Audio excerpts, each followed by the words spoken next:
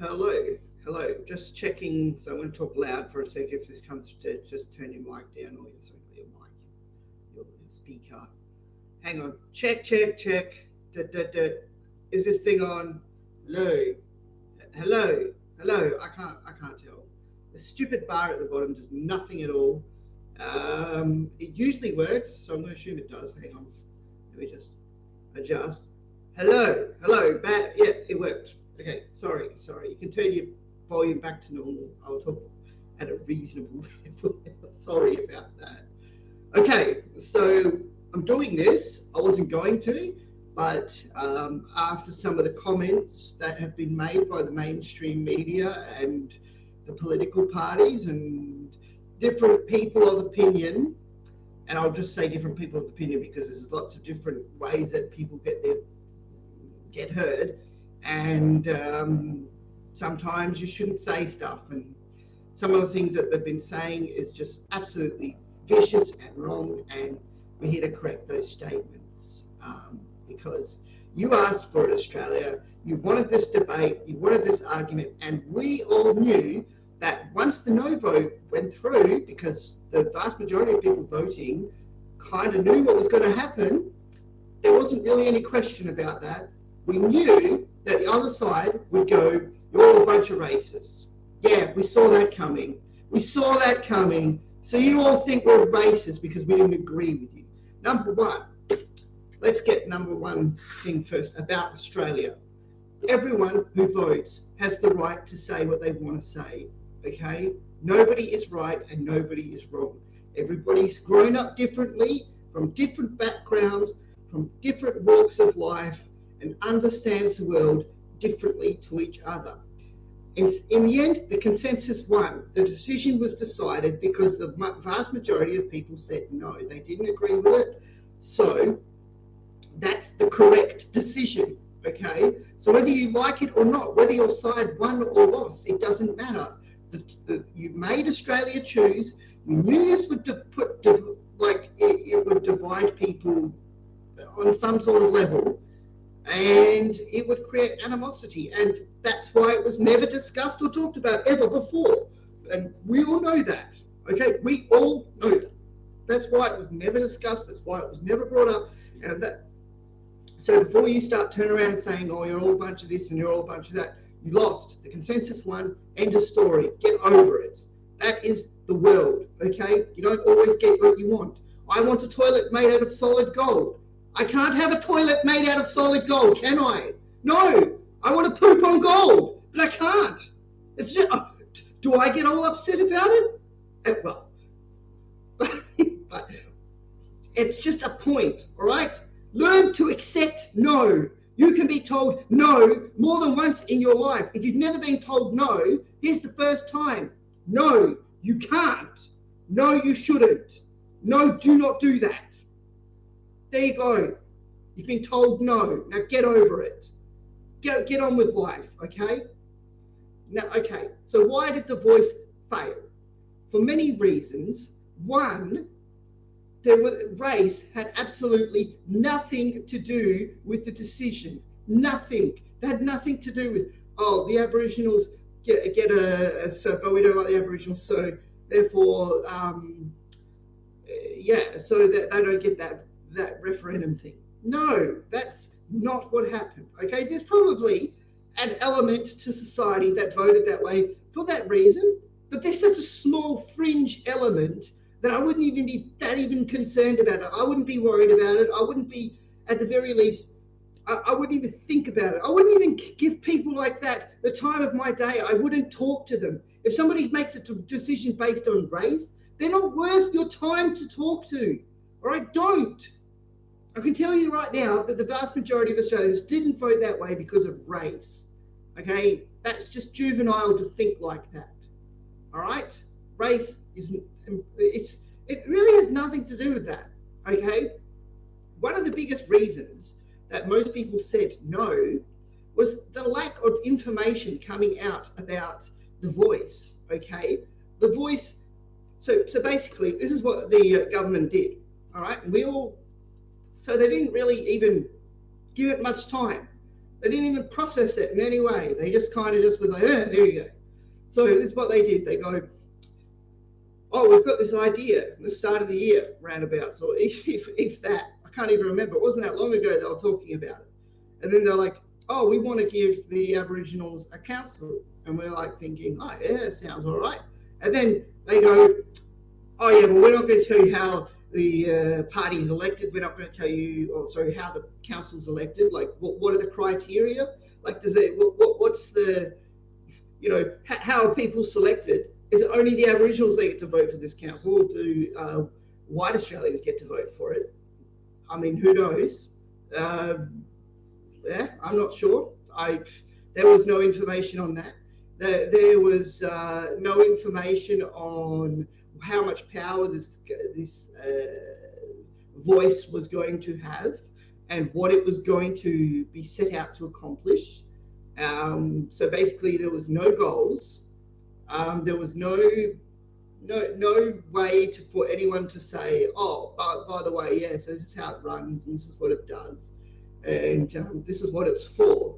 Nothing like that. No, nothing that would be. Look, it basically lacked so much information that people look. Do you make a decision based on poor information, or do you go, no, you got to give me more information there. I'm not making a decision based on that. That's not enough. You can't ask me to decide on something that could be changing the whole system for everyone in Australia. Not just the Aboriginals, but for everyone, and for me to have no information on that and what it means and what exactly what does it stand for, right? So that's number two, right? So you can't make a decision. So that's a big no-no. Look, if I was the Australian government, right, and I had approached a bank with a business proposal with the voice as my business proposal, and the information they had given to the general public, which is us making the voting decision, and said, oh, yeah, this is basically our idea. You know what the bank would turn around and say? So you've got an idea, that's great, but you haven't actually got any substance to your idea. So why don't you come back with some substance before you decide to ask for a business loan? Because we're not going to give you one until you actually show us that you can run this thing and make money. Because we're not going to give away money for free. We want our money to come back to us. That's just how it works, okay? And so that was a big decider, all right?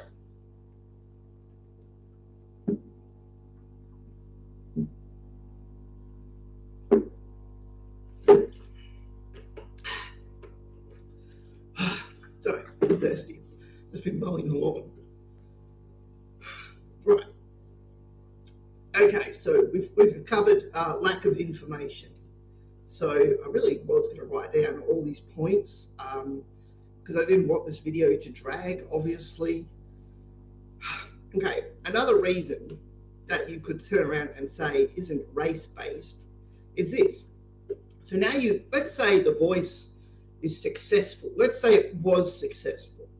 Okay, so let's say that that the voice had been successful and there was this new government thing, whatever, coming into power. What does it mean? I don't know, but let's just say it won. Okay, great. So now that they've got their government elected for their voice, and now let's say it's gone past that point, they've got their selected people, and let's say that they've got decisions to make and a voice to be heard. All right. So, number one, do they only listen to Aboriginal people, or could, in theory, a regular Australian just be like, oh yeah, I've got this issue, can you help sort it out? Like what you usually do with the government, right? Anyway, so let's say that they do have some great ideas. Let's say that these ideas are put forward and everyone has a listen, and we all go, yes, there's some really, really top-notch ideas. Like They are really good. Everyone's on board. Everyone thinks, oh, wow, that's great. And then the government turns around, being the government, because the government has its own agenda, goes, nah, we're not going to do any of that. Nothing. How much does that devalue the voice and the Aboriginal people? Secondly to that, now that they've got the voice, now that they can get elected into government that way, do they even become senators anymore? Like, we've got Aboriginal senators as there is. Like Lydia Thorpe's one. So before you start saying that it doesn't happen, it does. Yes, it does. They just get in the same way everyone else gets in. So if they want to be in power and get to have that final say on decisions, then they should probably just become senators like everyone else. Anyway, regardless of that, let's say that the government's just gone no. So after let's say it's taken a year worth of work that this council, this voice has put together and gone, right, I've got this for the government, it's going to be great, we're going to get it through. And then the government turns around and says no. How much does that devalue the voice and devalue the Aboriginal people? Because now they've gone from having a voice with senators or being able to approach the local people. Now they've got this council, and the council just gets flat ignored. Like, does that sound like something that equals equality to you? That's awful.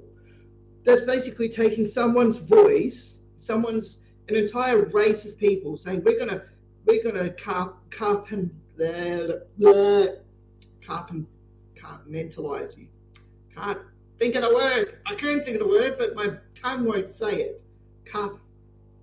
Compartmentalize you, I believe is the word. Anyway, anyway, and now we're going to stick you in this little box, and now we're going to ignore everything you say. Okay, so that's not great. That doesn't put a good spin on anything, like, so for all these people that were saying that it would give the Aboriginal people a voice, well, they already got a voice.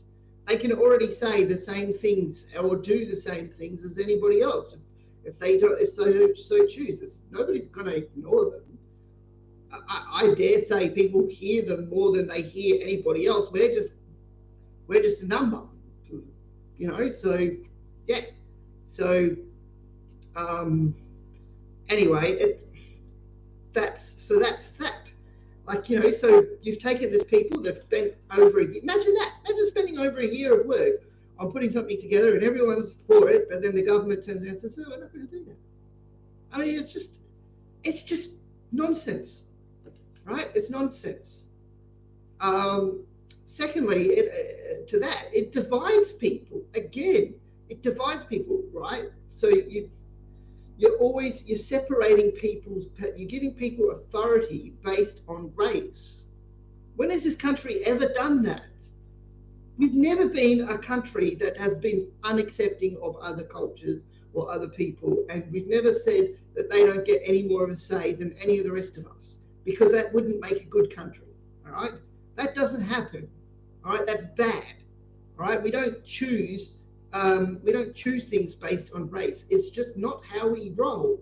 And this voice, and as well-meaning as it is, it was doomed to fail from the start, because when you don't give information, when you basically say, look, this is what it is, and yeah, I mean, look, I'm trying to think of some of the other reasons that I have heard. Okay. I know for a fact that these governments have actually, in the past, have trialed this voice type thing in different parts of the world.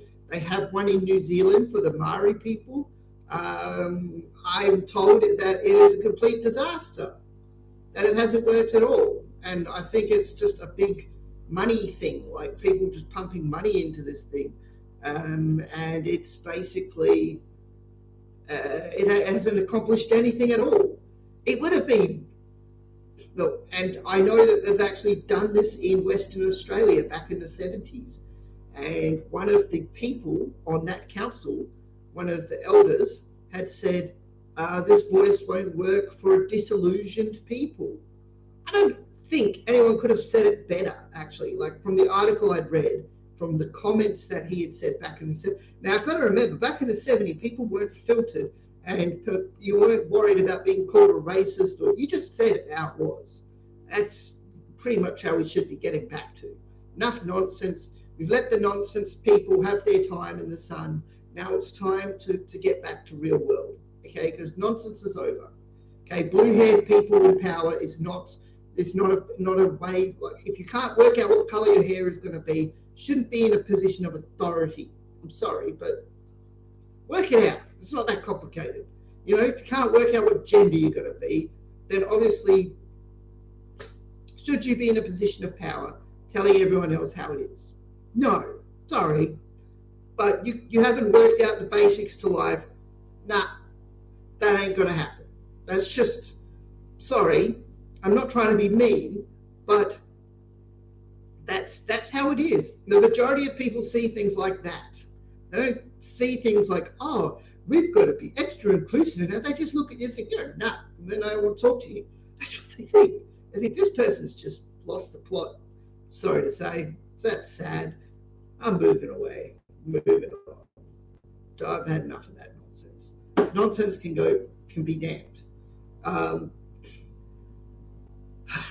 All right, and yeah, could you imagine a purple-haired trans woman or whatever in as a military officer? Let's say a general.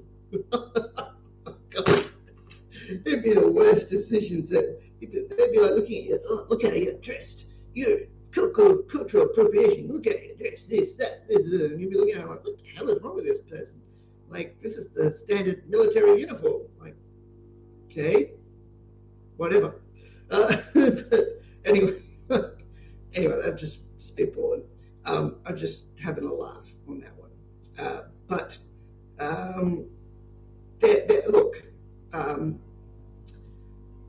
Look, there was one other major thing that separated The Voice as a no from the rest of Australians saying yes, and this was it. Okay, so basically, it's Australia saying that Aboriginals get special treatment now, and they get to be treated better and higher than everyone else, and that's not equality. Okay, you get a special counsel now.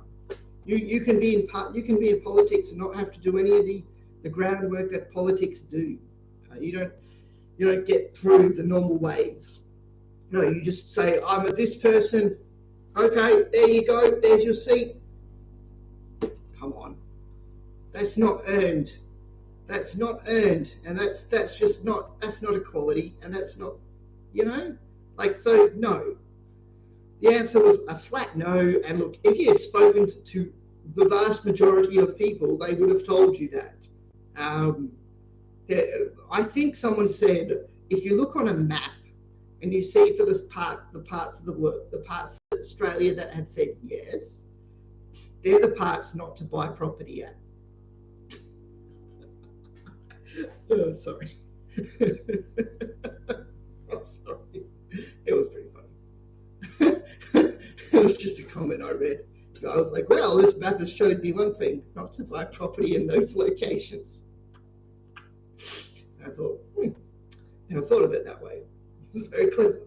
But yeah. And for those people saying, look, what can we do for the Aboriginal people? Talk to them. Goodness sake.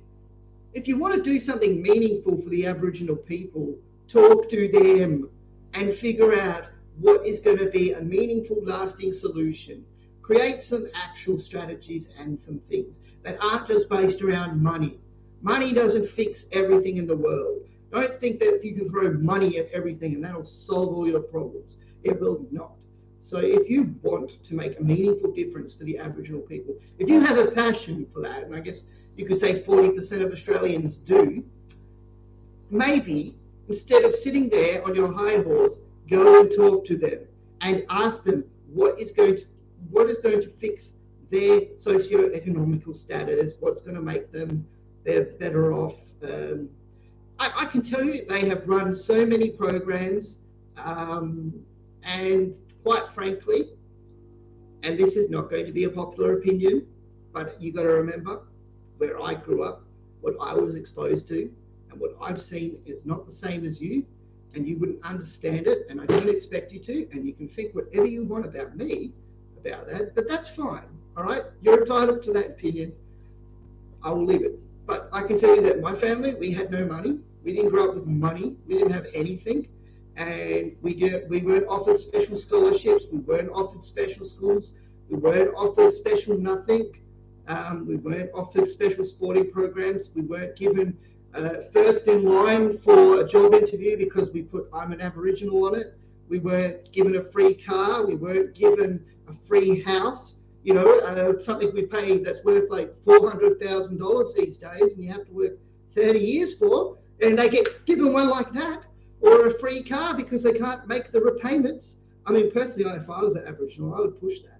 I'd say, let's go buy a Porsche, and let's see if the government will buy that for us. That's what I would do. I would want to see just how far that rabbit hole could go. But hey, when in Rome, right? Anyway. I can tell you that there's schools like Clontarf and other like that's a special music school only for Aboriginal people. Nobody else. Everyone else can get screwed. Everyone else doesn't matter. But for Aboriginal people, all yours. You get special treatment, and that's how the majority of Australians do see those kind of things. They don't like it, but they know that. That's how it is. So what can you do? Like, what can you do? So do I think that, I think personally, this is what I think. They have been babied throughout their lives too much.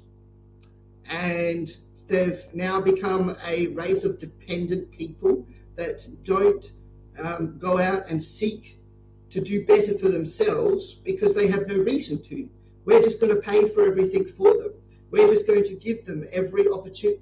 Well, that's fine. Like everyone gets every opportunity, but they're going to get special treatment. They're going to get special opportunity, and everyone else be damned. Like pretty much. So what's that? But why would you even try in life when basically no one's making you? No one's making you be anything or do anything because they're just going to pay for it. They're just going to give you a free ride through life. Why would you even bother? Well, what is the point of trying? There's none at all. So that's not going to be a very popular opinion. I know there's a lot of Aboriginal people out there that will say that's wrong. That's not how it is. I'll tell you one thing, those people, you get way more money from Centrelink than a white person. You get double. You actually get double. It equals to about double, maybe even triple.